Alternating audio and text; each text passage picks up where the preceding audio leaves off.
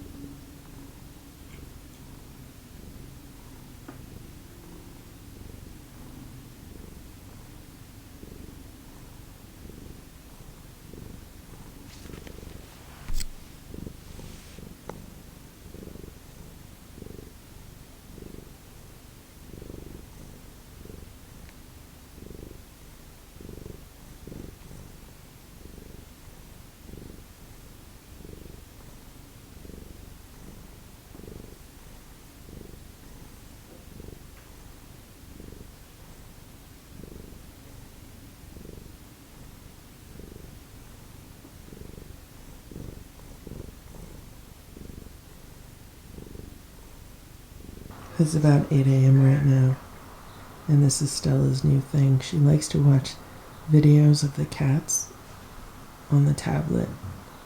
Instead of videos for cats, like, the cat charmer and the snake and the centipedes, now she likes to watch the cats themselves. Everyone knew something like that was going to happen, right?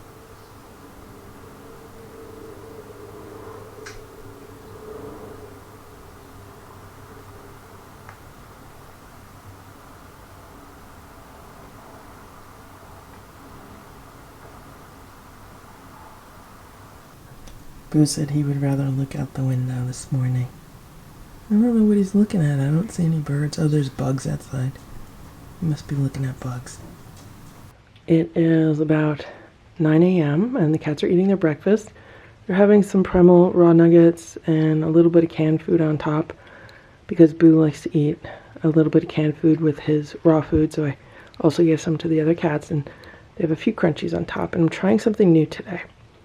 So I normally give the cats food on the round platter, and then Boo, he might eat a few bites or he might just sniff it, and then he has to come up and eat on the steps because he likes being higher than the other cats. So what I did today was I put down this white table. This is like a tabletop of a little Parsons table. It's like an IKEA table, and the legs just screw off. So I've been using this table in the past to feed the cats on this table instead of on the tray. And it's just easier for me to prepare their food, like all of their food on the tray, and then bring it out to them. So that's why they've been eating on the tray. Plus, when they were living outside as a family, they always ate together on a party platter. So it's just a continuation of that. And I realized that I had this little platform, this tabletop, and I could use it as a platform.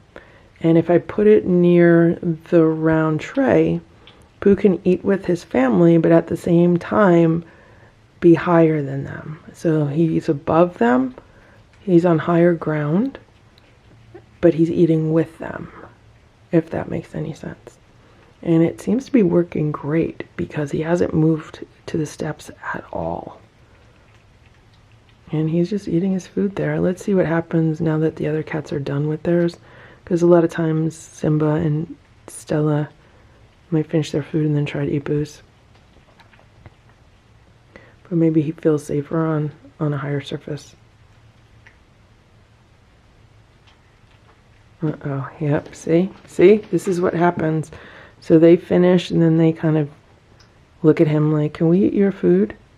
And then he backs away. Okay, Boo, you could eat your food here. You could eat your food here.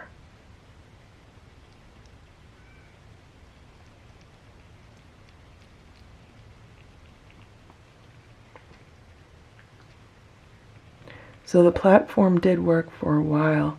The issue is that Simba, Stella, and Splash eat their food really fast, and Boo's a much slower eater. And once they're done, they try to get his food.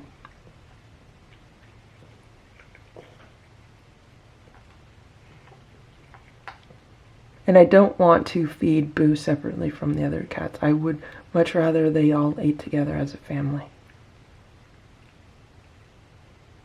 Simba's looking at Boo right now. He's like, you're gonna be done with that so I could eat it.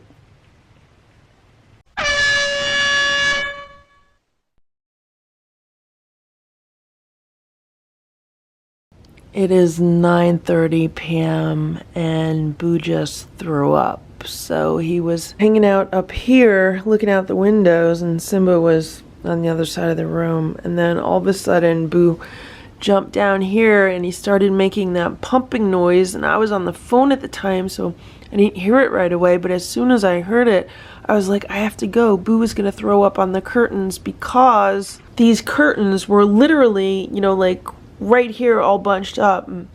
I was able to grab the curtains and move them before he vomited, but there is some on the curtains. So now I have to clean this up. Now, Boo did not eat much of his dinner at all, but it looks like he must have drank a lot of water and something upset his stomach, so not good. It's 8:25 a.m. and this is Boo's breakfast. He got one of the Nature's Variety Instinct raw chicken medallions. He also got a little bit of canned food mixed in and a few crunchies on top, and he's eating upstairs because I wanted to see if he would actually eat more of his food when separated from the other cats, but it does not appear to be the case. It appears he still just likes to pick and nibble at it, and the problem is that, you know, the other cats will eat it on him, so maybe if I put a few more crunchies, he'll eat a little bit more. It's 8:38 a.m. and Hydrox is looking a little bit shaggy from all the heat and everything, but now what happens is if I bang on this back door, if I go like that, when I don't see Hydrox, he comes to the back door, like he just came to the back door, so I'm gonna give him some more food. It's 8:40 a.m. I just put some food together for Hydrox. I don't know what's going on here, but I heard a bunch of banging on the door. And Hydrox was on one side, Boo's on the other side. I think Boo's trying to fight with Hydrox. Boo looks like he's up to no good right now. Boo! Okay, Hydrox, I'll give you some food. It's really hot today, so I mixed in a lot of water too. So look at this. Boo!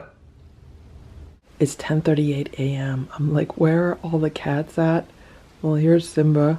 How you doing, Simba? And here's Boo. Simba and Boo are laying on the bed together. They've taken it over. Here's Splash. Splash is on top of the cat tower. So there's 3 cats in the bedroom. And here's Stella. Stella's hanging out downstairs underneath the ottoman. It's so much cooler down here, even though I do have the air conditioning on upstairs. Let's see how smart Stella is. Stella says, I'm going to just hang out down here. It's way cooler. It's 7 a.m. Good morning, Boo. What you doing? Good morning, Stella. Good morning, Splash.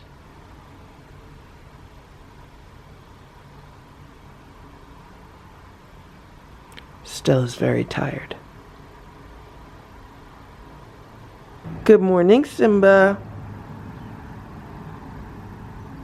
It is 8:23 a.m. and I just brought some food out for Hydrox. He's having some of the Trader Joe's turkey and giblets. He won't eat it unless I stand farther away from it. But I wanted to try to show you what's going on with his fur. So when he's sitting like this, it's hard to see it, but when he's more stretched out, it's easier to see it. There are a few places on this side of him, his left side, where he is missing quite a bit of fur. I would say there's 2 areas. There's one area kind of near the back of his neck, and then there's the other area kind of behind his arm here. And when a cat is missing fur, it could be for several reasons. One, it could be that they have like fleas and they're scratching themselves a lot and the fur is coming off because of that, which could be Hydrox's case. Another reason could be perhaps Hydrox got in a fight or something. And when a cat's in a fight, they can lose tufts of fur. That can happen. But I did notice, I was like, that's quite a large area that's missing an even amount of fur. And I can see a scar in the area. So I don't know what's going on with Hydrox. And maybe if he moves, I can show you better. But I'm going to go inside, feed the inside cats right now. And there's a helicopter. I don't know if that's a news helicopter. Hydrox is eating his second plate of food this morning, and I tried to get a closer look at what's going on with his fur. And he's missing a bit of fur on both sides of his body, behind his arms, which makes me think it's from scratching. Perhaps from fleas or something. So what I just did was, I have B vitamin capsules that I use when I make the raw food. I just took a capsule, opened it up, and sprinkled some of the B vitamins on his food. So I've read in the past that if a human or an animal has a good amount of B vitamins in their system, it acts as a natural insect repellent. Now, I know from my own experience, for years when I was taking B vitamins, it was like a multivitamin really high in B vitamins, I never got bit. Like, I never got bit by bugs. I would always say that I'm immune. I'm immune to mosquito bites. I'm immune to anything outside. Everyone else was getting all bit up, and I never got anything. And I believe it was because of the vitamins that I was taking. They were really high doses of B vitamins. And then a few years ago when I was looking into natural flea remedies, I saw that B vitamins came up. So that's why I just gave Hydrox some. It does take time for them to get into his system and work. So just because I put some on his food now does not mean that they're gonna like repel fleas this afternoon. He would have to be taking them for a while before their effectiveness would kick in. But have to remember to sprinkle some on his food whenever he comes around for food.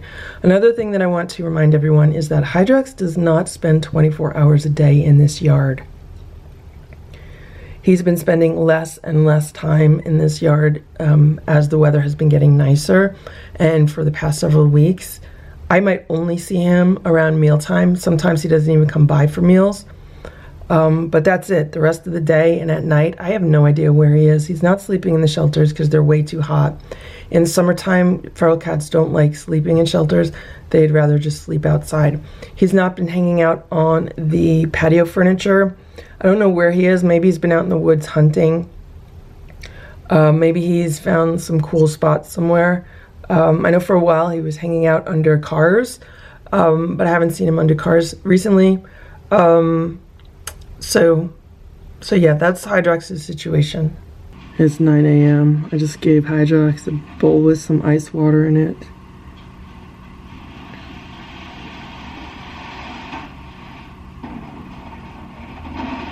I don't know what that noise is out there. Some kind of work's going on. I'm just about to go for a bike ride. It's 11:30 a.m. and I am in my car. And I'm just about to leave and go to the post office and run some errands, but I want to tell you what's going on here. So there's a dead squirrel in the middle of the road. And we won't look at the dead squirrel while I'm talking about it, but just know that it's there. So this morning, a few hours ago, around 9 a.m., I went for a bike ride. And when I got on my bike and I just started out on my ride, I passed the squirrel and it was obviously dead and rigor mortis had set in. So it was like laying on its back with all of its paws in the air. And maybe 20 feet away, there was a woman looking into the woods. Like she was just taking a walk, but she had stopped and she was looking into the woods, like pretty much like where we're looking right now. And I was like, what is she looking at? And I saw like a brown thing laying in the grass. I'm like, what is she looking at? And then as I rode by, it was a tabby kitten. And the tabby kitten looked a lot like Simba, and it ran across the street in front of me. Now, it wasn't a tiny, tiny kitten. It was like a teenage cat, like maybe like 9 months old, 6 months old. It was definitely like a teenage cat. So I remember thinking, oh, that looks a lot like Simba. It must be from the same family, which is weird because I thought all the cats around here, or most of them, had been teenarded already. So I went on a 45-minute bike ride, and when I got back, I passed the squirrel again, but this time it was flattened out, and I was like, what is wrong with people? What is wrong with people that they would literally run over a squirrel in the road? I mean, you can see there's something in the road. You can clearly see there's something in the road. Why not try to avoid it? Why are you literally going to run it over with your car tire? So I just got in my car right now. I'm about 15 feet away from that squirrel, and I literally watched a car drive down the road and run over the squirrel again with the tire of the car. Literally ran over that squirrel again. So my question is, what is wrong with people? Are they blind? Are they absolutely blind to a dead squirrel in the road? Or do they do that on purpose? Are they intentionally running over the dead squirrel with their car? Here goes another car. Okay, that car avoided it. And I remember looking at the person who was driving the car, and they did not look like a malicious person. They did not look like somebody that did it intentionally. They just looked like they were absolutely clueless. So my question is, why are people so clueless? Why are they walking around in a state of unconsciousness? This is happening more and more recently, and I just don't get it. It's 8:09 p.m. right now, and I have this entire automatic feeder taken apart because what happened was I came outside to give Hydrox some food, and he was sitting on the side of the patio near the garage. And then I looked over at the bowl, at this bowl that was in there at the time, and I saw it was empty, so I was like, well, maybe I need to take the lid off and refill it. But that's where I saw like a whole bunch of trails of ants. There's 2 massive trails of ants. I put down some of the ant bait, and the trail led here into the inside of this feeder. So I went to look to see what was going on. At the time the roof was on, and man, it smelled bad. It smells so bad, like I almost want to vomit. It smells so bad. Like, I honestly thought something had died underneath this thing. Even just thinking about the smell makes me want to vomit again. So at that point, I took the roof off. I took the interior roof off. All these bricks are inside of this blue tub where the automatic feeder is, and then I had to take the bowl off of the automatic feeder, and then I took the top part off, and the food started falling into the bottom, and then I realized there's a whole bunch of ants like crawling around on here, so I got to empty this out also. And there's actually an error, like a jamming error, which might have been resolved. I don't know, I have to figure that out also. But this entire place is a mess right now. I have to go get the hose. I'm gonna hose that down. I'm not gonna scrub it out unless I go get like a scrubby sponge and some detergent. I have that in the garage, but it's just nasty, and it looks like there's some kind of like egg sacs in there from some kind of insect. Thank you for watching this Lucky Ferals video. If you enjoyed it, please give it a thumbs up. Please subscribe if you'd like me to post more videos, and please make sure to check out these other videos that were selected especially for you.